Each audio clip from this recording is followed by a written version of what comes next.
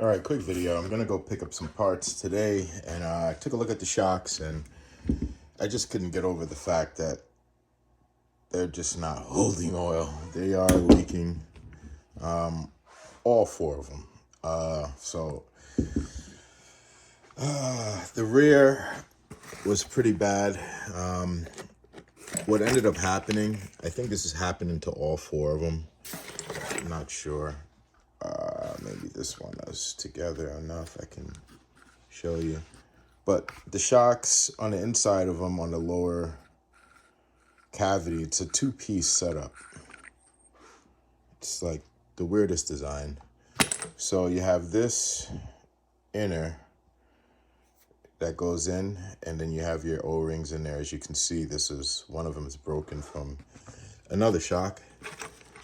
And then on top of that, you have this that goes on top and it locks it all together. Now, theoretically, it is a, pretty good design. It should have a couple layers of filtration, so on and so forth. But it seems like I didn't take apart the shocks completely when I first bought them, and these screws backed out. So when they backed out, as you can see, everything got chewed up. But fortunately, the tops are compatible, the inner shock is compatible, and the rod ends are compatible. So what I am doing is taking the metal ends, the metal holders, and the reservoir top, and bolting them, and actually the piston, and they all bolt into the stock smaller shaft, but everything does bolt in. So I did it on the rear, works, no leaks. So I'm gonna do it on the front and go pick up these servos and wait for the servo kit to come today. And yeah, and take this one for another rip. But yeah, the Intergy shocks, pretty disappointed with the leaks. It seems like they put them together, but they do not assemble anything properly. Had it been assembled properly, would it have leaked? Well, probably. But, it is what it is, you learn. So I'm going to use the OEM shocks. The OEM shocks, it's like, I don't know what the hell. These plastic rod ends that come through on a Dbxl have they're integrated into the actual shock seal. So that's that. And the piston is just a plastic.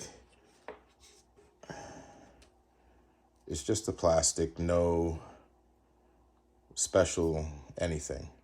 4 holes, right? Yeah, 4 holes. And that's it. You could drill more if you wanted. Let me pull one of these apart really fast if I can. And show you the piston on the inside of these and why I am using it. So I do enjoy the suppleness of these shocks. And I do like that I have the reservoir on them, and they bolt right onto the OEM style. So that's a bonus. So I think I'm going to maybe try the stock front springs. I'm not sure if I'm going to keep the Vidavon in the front. I'm definitely keeping the Vidavons in the rear, but the front might not need it as much. So I'm going to check that out. And I don't know if you can see in there, but it's a nice aluminum with an O-ring piston. So I'm going to pull it off real quick.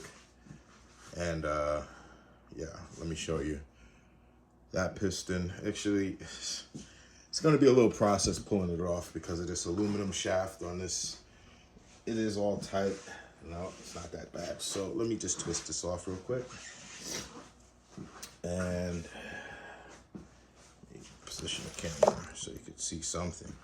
So I'm just gonna hold it with a towel, stick a broken, and just twist it off. So the aluminum ends are pretty good on this, and the pistons hold up. I haven't blown an O-ring yet, so that's a plus. All right, so that should be enough. Did drain all the oil out of this. Yeah, so. Travel wise, I think I get more travel out of the OEM shocks than these. So that's kind of cool. The vehicle does get a little more travel, suspension travel.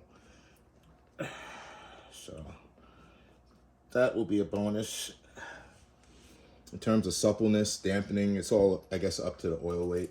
Seeing that now I'm using the same piston. Oops. There that goes. So this is off. So let me, yeah, so you could see. There we go. So you could see how that looks in there. Let me unbolt that real quick. And it's very, very, I actually think it's pretty cool. Very disappointed that it didn't last long, but you know, that's how the world works sometimes. Sometimes things go off better than others. Just like this, all of the pistons came off before the rod end, and on this one, the rod end comes off before the piston. So, you know, so metal, aluminum, it is compatible. Technically, you can purchase these shocks from Intergy and strip them and just put everything into your Dbxl shock. So this is the O-ring that comes on the piston. So it fits right into the Dbx, same tolerances. Cap fits on, same tolerances, so that's pretty cool. The shaft would fit if I had different O-rings and I'm not using it. So the stock shaft works.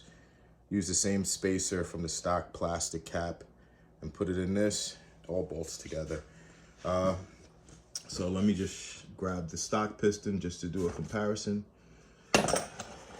So you see that, then you see that. So yeah, it's definitely a bonus to have this in there. The rear is supple. I'm using thinner oil than I did before, so it drops down and it doesn't rise back up. It has a little, I don't know, it feels weird. It doesn't feel like the original. So I'm just gonna see if I could play with the springs, maybe use a different front spring, because most of the weight is in the rear of this truck. And we go from there. So that's the end of the video. Unfortunately, also these threaded collars with the lock on it, there is a lock there. These work on the factory OEM shocks as well. So I'll be transferring all the hardware, pretty much the rod ends, the spring holder, the aluminum lock washer here, the O-ring, and this O-ring top collar into an OEM shock. It all bolts right in, no modification needed. And yep, do the dual servo, and then that's it. So I'm gonna be doing this in the middle of the day, partially while I'm working. So, you know, I'll go wash my hands and start typing on the keyboard. Let you guys go. You guys take care.